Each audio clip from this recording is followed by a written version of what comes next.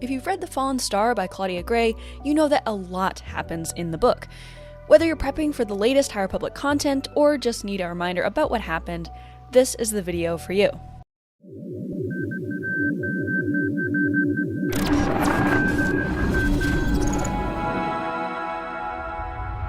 Hey everyone, my name is Emma Park. I'm a content creator here at Youtini, and today I'm going to be recapping what happened in The Fallen Star by Claudia Gray, courtesy of the Roundtable Master himself, Charles Hankel. Be warned, there are full spoilers ahead, and they are major ones at that, so if you haven't read it yet, do yourself a favor and come back when you're done. I promise you don't want to miss these twists and turns. This is a long one, so without further ado, let's dive straight into it. Despite the atrocities of the Republic Fair, the galaxy is still in need, and the Jedi must persevere. After a cyclone decimates the planet Irum's water supply, Starlight Beacon arrives to assist. Marchion Ro, fixated by his plight against the Jedi, orders coordinated attacks on key planets around the galaxy. Meanwhile, his assistant, Thea Fair, slowly transfers all other living beings off of Ro's flagship, the Gaze Electric. Elsewhere, Elzar Mann, under the tutelage of Orla Jareni, finishes a meditative retreat on the planet Leetalau, having become more centered, but guarded in his use of the Force. The two are picked up by the crew of the vessel, just as reports of the Nihil attacks come rolling in.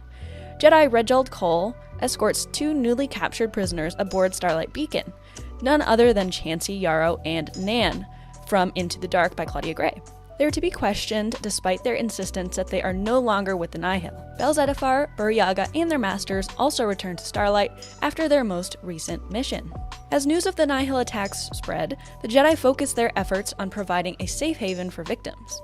Civilians flock to Starlight looking for safety. Amongst their numbers are Affie Hollow, Leox Jasi, Geode, Joss and Pika Adren, and a small crew of Nihil disguised as maintenance workers sent by Marchion Ro. These saboteurs quickly get to work disrupting key systems aboard the station. Amongst all of this chaos, something else has gone awry. More and more Jedi aboard Starlight can feel that something about their connection to the Force is off. An inexplicable sense of dread has taken place. Stellan Gios struggles as the interim marshal of Starlight Beacon. The responsibilities weigh heavily on his shoulders, especially after the events of the Republic Fair. But none weigh so heavily as his falling out with one of his closest childhood friends, Avar Kriss, over her pursuit of Lorna D, the supposed Eye of the Nihil. His life is made more difficult by his exceedingly annoying new personal assistant, a droid named JJ5145, who was a gift from Elzar Mann. Things worsen even further when Stellan is haunted by a horrible nightmare, or perhaps a premonition, of great suffering and death. Tensions among the civilians aboard Starlight are high, but grow only higher when the crew of the vessel realize their arch-nemesis, Coley Lynn, is also aboard. Yet they also find new friends in the form of the Adrens. Orla Jareni wanders the station, searching for the source of the disturbance in the Force. She stumbles upon Reginald Cole doing the same, though their joint search yields nothing out of the ordinary. Stellan calls a meeting with Elzar and Orla. He shares his dark dream with them. Through their combined efforts, they're able to identify that the disturbances are strongest near the cargo bay. They move to investigate. The Nihil saboteurs discover that Chancey Yarrow and Nan are aboard and decide to add to the mayhem by setting them free. Together, they all head for their main target, the reactor core of Starlight Beacon. Marchion Ro and Thea Fair, now the last living beings aboard the Gaze Electric, receive their first shipment of new crew members, Enforcer droids. Senator Girastaros arrives shortly after, shockingly working alongside Ro as a Republic informant, amongst other things. Avar Kriss returns aboard her ship, the Ataraxia, but is quickly informed by Stellan that she's no longer Marshal of Starlight Beacon. Though the two are at odds, there are bigger problems at hand. Orla Jareni, Indira Stokes, and Reginald Cole go to investigate the cargo hold. Before long, Reginald is attacked and transforms into a lifeless husk, just like Loden Greatstorm. Indira Stokes is also attacked and badly injured, but somehow survives. Indira is transported to the medical bay, and Bel-Zettifar is faced with yet another one of his masters falling. The Nihil detonate an explosive in the main reactor core, utterly destabilizing Starlight. Chancey and Nan are horrified to learn that the Nihil have no plans for escape. It was a suicide mission from the start.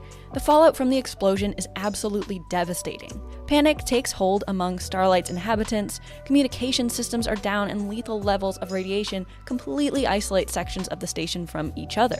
What's even worse, the launch bay doors have sealed, trapping everyone aboard. With the help of JJ-5145 and an array of astromechs, Stellan and Elzar set up a secondary command station in the Quartermaster's office and discover that the top and bottom halves of Starlight have essentially been cut off from each other. Worse still, they quickly find that the beacon is caught in Irem's gravitational pull, and unless something else changes, they will crash within hours. Though the Jedi debate whether or not to tell the trapped victims that Starlight is falling, Leox Jossi figures it out for himself. That secret doesn't last very long, as Coley Lynn overhears Affie telling Pika and begins spreading the word, whipping the other civilians aboard the station into an absolute frenzy. Bell and Burryaga are able to hotwire a droid in the medical tower to send a short-range signal to a nearby Irem medical freighter to request assistance. Driven mad by what's going on aboard the station, Orla decides to go looking for whatever is hunting the Jedi herself. Unfortunately, she finds the answer, and she too is husked by the mysterious creature. Her final moments are marked by agony, confusion, and an inexplicable void where the Force used to be. Leox finds a way to send long-range signals from the vessel, even though Starlight can't do so itself. Stellan alerts the Jedi Council, who plan to send aid, but even the closest ships may not make it in time. Stellan realizes that the Nihil attacks were strategically placed multiple hyperspace jumps from the beacon so that it would be entirely on its own. Bell and Burryaga find a maintenance shaft that allows them to reach Elzar Mann in the Quartermaster's office. Elzar informs them of the Jedi disappearances, and the two decide to start a search. Suddenly, the infrastructure of Starlight Beacon reaches its breaking point, and the entire station rips into two. Both equally doomed halves plummet towards Irem's surface. Queen Thandeka informs Stellan that analysts on Irem believes that the top half of Starlight, housing Avar, Estella Maru, and others, will burn up in the atmosphere, and that the bottom half, which carries Stellan, Elzar, and the medical tower, will strike one of the biggest cities on the coast of Irem. She must consider shooting down and destroying the station in order to save her own people. On their search, Bell and Burryaga stumble upon the remains of Orla Jareni, and shortly thereafter, those of Nib Asik, Burryaga's master. Stellan is then personally confronted by one of the disturbances in the Force. He narrowly escapes by deploying an airlock to separate himself from it. Using the new command station, the Jedi are able to get Starlight's positional thrusters online again. But unless they can physically get to the controls deep in the irradiated base of the station, it's still not enough. Without warning, the top half of Starlight Beacon catches fire in Irem's atmosphere and explodes, killing all on board. Coley Lynn wastes no time in using this fact to try to convince the other civilians that the Jedi can't protect them. He tries to rally forces to fire their ship's weapons at the launch bay doors to create their own escape route. Stellan limps back to Elzar, a shadow of his usual self after the confrontation with the disturbance. With everything they know and love crumbling around them, the two have their first honest conversation in years. Not as Jedi, but as friends. Elzar, fully aware of his potentially unhealthy connection to Avar, tries to communicate with her through the Force. They make a brief contact, both experiencing the Force how the other typically does. Elzar hears a melody and Avar hears the sea, and they each realize that the other is still alive. Though it's not very much, it's enough for now. Elzar plans to use the retrofitting subsystem of Starlight, a program that allows walls to collapse and rebuild, to alter the interior of the station to allow ships to fly from the launch bay into the cargo bay. There, the cargo bay may be depressurized to provide an escape route out. He also hopes it will allow him passage to the base of the station to operate the positional thrusters. However, Bell and Burryaga have to clear the way first, a feat made exponentially more difficult when they accidentally release a remorse of Rathtars in the cargo bay. They're forced to retreat. Bell hurries back to the medical tower upon formulating a new plan to get the Irem medical frigate docked with the station so that the sickest patients, including Indira Stokes, can be removed. He builds and detonates a bomb that separates the medical tower from the rest of Starlight, leaving it floating free in space, but allowing the medical frigate to dock. Elzar and Burryaga return to the cargo bay together to fight off the Rathtars, but Burryaga is swarmed and carried away. Coley Lynn, finally out of patience, initiates his plan to blow open the launch bay doors. But when things didn't go according to his plan, he takes a small child hostage. Geode comes to the rescue and saves the child. As revenge, Lynn tries to shoot and kill Geode, but the blaster bolt ricochets back and kills Lynn instantly. Chansey and Nan search Lynn's ship and find radiation suits that he had stolen from the station. Chansey plans to use them to reach the positional thrusters since it seems to be their only hope of survival. Ships from around the Republic amass at Irem in an attempt to help, but matters are already beyond saving. All they can do is witness the horror. The Gaze Electric also arrives, and Rose smugly watches his plan come to fruition. Spurred on by sheer desperation, Elzar once again fully opens himself to the Force and manages to open the cargo bay doors, allowing some civilians to escape. In the process, Burryaga is very likely pulled into the vacuum of space and killed. Affy and Leox realize that they can take the power cores from the ships left behind in the launch bay to power the escape pods. They quickly set to work. After transferring the sick and injured to the medical frigate, Bell flies a shuttle back to Starlight to search for Burryaga. Instead, he's tasked with helping clear the path for the escape pods prior to their launch. Elzar flies a maintenance pod to the base of the station. Along the way, he's attacked by one of the Disturbances, but just manages to escape. As Chansey and Nan near the positional thrusters, they are attacked by Nihil saboteurs who are intent on the total destruction of Starlight. The Nihil are defeated and Chansey sets to work. On Irem, Queens Dima and Thandeka are urged by their defense minister to shoot Starlight down, but they refuse. They instead order a mass evacuation from Baraza, which is the city on the coast that Starlight is in threat of hitting. Leox, realizing that they're running out of time, produces a thermal detonator from the vessel and thinks it may be able to crack open the launch bay doors. Clinging to the side of the station, he detonates the explosive and opens the doors, allowing ships, including the vessel, to escape.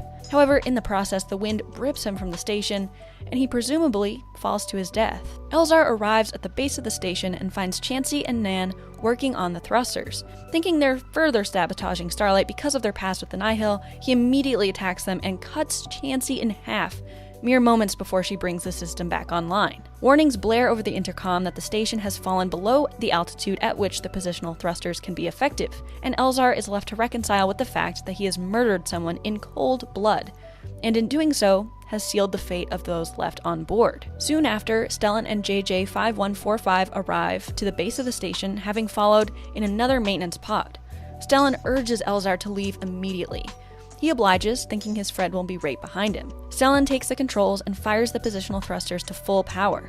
Though he can't stop the station from crashing, he can keep it from landing directly on the city of Baraza. He knows that if he tries to escape, the station won't move far enough. He accepts his death in exchange for the survival of others. What's left of Starlight Beacon crashes into the ocean just outside of Baraza, killing all who were left on board, including Jedi Master Stellan Gios. Survivors gather along the coastline, witnessing the chilling aftermath of something truly unthinkable. Affy and Geode mourn Leox until he surprisingly reappears, revealing he was wearing a parachute that allowed him to survive. Elzar and Avar are also reunited and eagerly await the arrival of Stellan, who they presumed used one of the last escape pods to escape.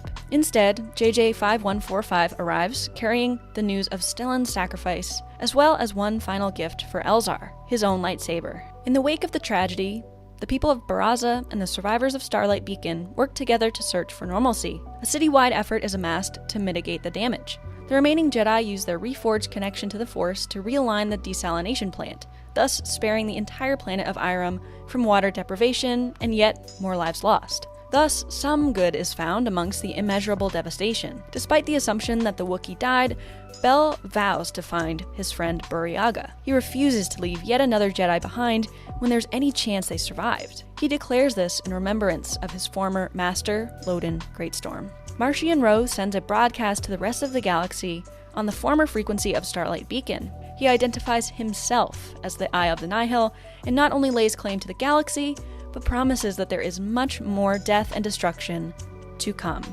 Well, on that note, that'll do it for today's video. I hope you've enjoyed our recap of what happened in The Fallen Star by Claudia Gray, and we also hope you found it helpful.